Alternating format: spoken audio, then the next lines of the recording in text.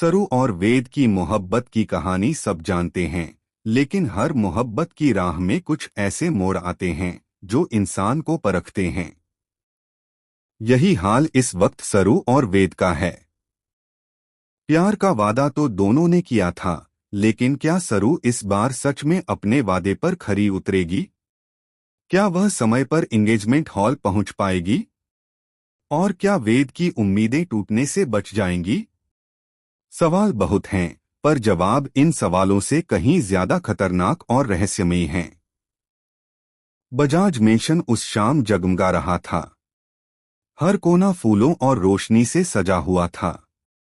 रिश्तेदार, मेहमान और पूरे खानदान के लोग इकट्ठा थे। ढोलनगाड़ों की गूंज पूरे माहौल में खुशियों का रंग भर रही थी। पंडित जी वेद के परिवार को आवाज देकर कह रहे थे कि अब दुल्हनिया को बुलाया जाए। सबकी निगाहें सिर्फ एक नाम पर टिकी थीं, सरू।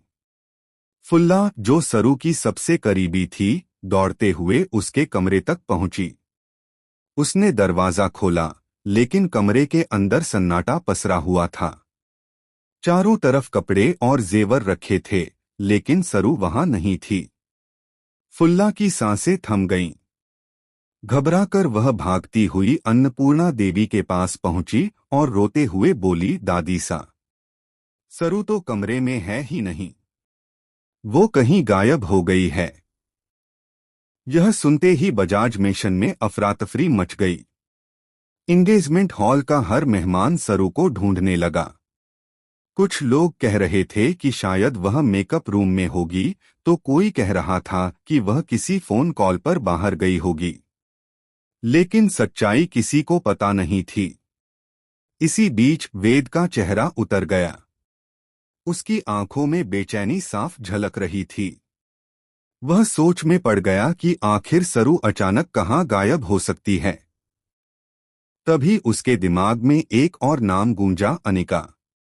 वही अनिका जो हमेशा से सरू और वेद की खुशी में कांटा बनती आई थी। असल में सरू की कार जब घर से निकलकर एंगेजमेंट हॉल की ओर बढ़ रही थी, तभी अनिका ने अपने गुंडों को इशारा कर दिया था। बीच रास्ते में गुंडों ने सरू की कार को रोक लिया और टायर पंचर कर दिए। इतना ही नहीं, कार के अंदर धीरे धीरे जहरीली गैस भर दी गई। सरू ने बाहर निकलने की बहुत कोशिश की, लेकिन दरवाजे पहले ही लॉक कर दिए गए थे। उसकी सांसें तेज हो गईं, आंखों में आंसू भर आए और गला सूखने लगा। हर सेकंड उसकी जान पर भारी पड़ रहा था। वहीं दूसरी तरफ एंगेजमेंट हॉल में सब सरू का इंतजार कर रहे थे। लेकिन वेद की नजर बार बार अनिका को ढूंढ रही थी। वह सोच रहा था कि आज इतनी बड़ी रस्म है और अनिका अब तक सामने क्यों नहीं आई। तभी वेद को एहसास हुआ कि जरूर कोई गड़बड़ है। उसके दिल ने कहा कि सरू किसी मुसीबत में है और इसके पीछे सिर्फ और सिर्फ अनिका का हाथ हो सकता है। बिना देर किए वेद अपनी गाड़ी लेकर बाहर निकला। वह पागलों की तरह हर सड़क पर सरू को ढूंढ रहा था। अचानक उसे सड़क के किनारे एक कार दिखी, जिसके शीशे धुंधले पड़ चुके थे। करीब जाकर देखा तो अंदर सरू थी, बेहोशी की हालत में, सांस लेने के लिए जूझती हुई। वेद ने पूरी ताकत से कार का दरवाजा तोड़ा और सरू को अपनी बाहों में उठा लिया। सरू की हालत देखकर उसकी आंखों में गुस्सा और दर्द एक साथ उमड़ आया। उसने तुरंत सरू को बाहर निकाला और ताज़ी हवा दी। धीरे धीरे सरू की सांसें सामान्य होने लगीं, लेकिन उसका चेहरा डर से पीला पड़ चुका था। सरू ने कांपते हुए बस इतना कहा, अनिका।